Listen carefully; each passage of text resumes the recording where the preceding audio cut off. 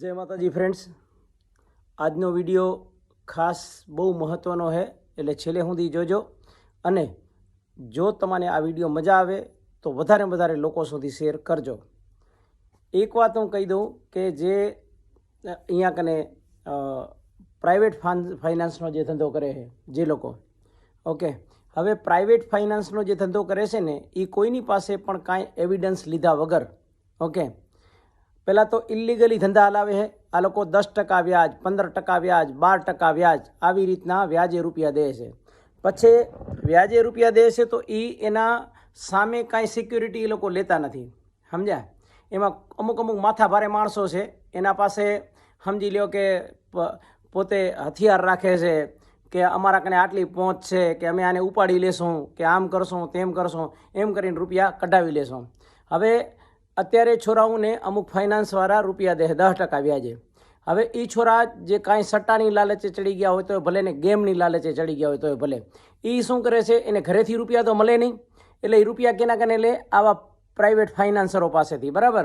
10% વ્યાજે રૂપિયા લઈ આવે અને અહીંયા કને ગેમમાં હારી જાય, ઓકે। અને પ્રાઇવેટ ફાઇનાન્સર પણ આ લોકોને રૂપિયા આપે છે, કેને? જુગારી, સટ્ટાકાંડવાળા, ગેમવાળા, એ બધાને, ઓકે। અને પછી અહીંયાને એમ છે કે કદાચ આ જો રૂપિયા નહીં દે, બરાબર, મારકૂટ કરશું, આ કરશું ને એના કારણે રૂપિયા કઢાવવાની ટ્રાય કરશું, જો એ રૂપિયા નહીં દે તો એના મા બાપ તો થયા જ છે ને, પછી એના મા બાપને દબાવશું અમે, બરાબર? અને એના મા બાપને કહેશું કે તું તમારા છોરાએ આવી રીતના અમારા કારણે રૂપિયા લીધા છે ને અમારે રૂપિયા દો, ઓકે। એ રૂપિયા ક્યાંથી કાઢશે?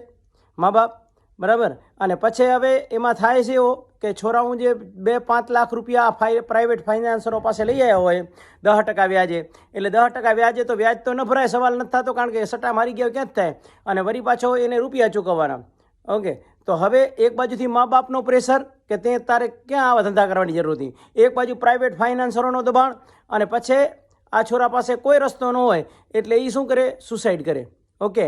અત્યારે વધતા જતા આત્મહત્યાના કારણો પાછળ સૌથી વધારે જવાબદાર હોય તો એક આ ગેમ, સટ્ટાકાંડ અને બીજા ફાઇનાન્સર, ઓકે।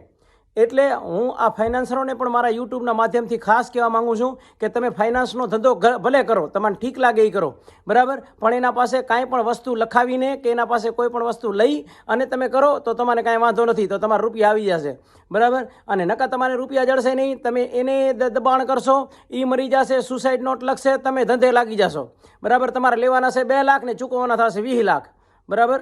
એટલે આ ધ્યાન રાખજો તમે। અને બીજી વસ્તુ એ કે આ જે મા બાપ છે એ પણ આવી ઓલાદને કહી દે તારે ઠીક લાગે એમ કરો, ને એને કહી દેવાનું તારા ઠીક થાય એમ કરી લે, બરાબર?